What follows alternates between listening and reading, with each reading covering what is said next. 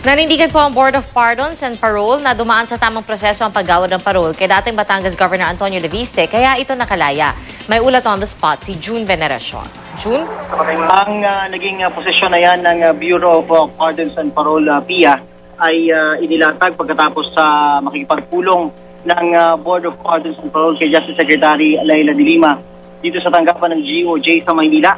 Tumagal ang pagpupulong ng mahigit 2 oras, pinaliwanag ng BPP kay de Lima na nasunod ni Leviste ang lahat ng requirements para siya ay makapagkalooban ng parol. Kabilang narito ang kanyang edad na mahigit 70 taon. Si Leviste ay nakulong dahil sa salang pagpatay sa kanyang kaibigan si Rafael de las Alas noong 2007. Pero habang nakulong, nakapaglabas-pasok pala ito sa bilibid. Pero pwede si Leviste sa kanyang kasong nagsanganga sa paglabas-pasok umano niya sa kulungan, kaya hindi ito naging konsiderasyon sa pagbibigay ng parol sa kanya. Kung guilty daw sana ang hatol, baka na-disqualify si Leviste para sa parol, sabi ni Secretary de Lima. Naniniwala rin si de Lima na wala siyang nakikitang dahilan para magdudahan ang naging aksyon ng BPP.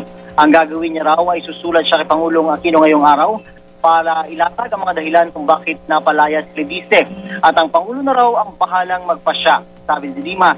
Bagamat ang pagbibigay ng parol ay hindi dumadaan sa opisina ng Pangulo, may kapangyarihan pa rin itong bawiin ng parol kay Leviste dahil siya pa rin ang Chief Executive. Maraming salamat, June Veneracion.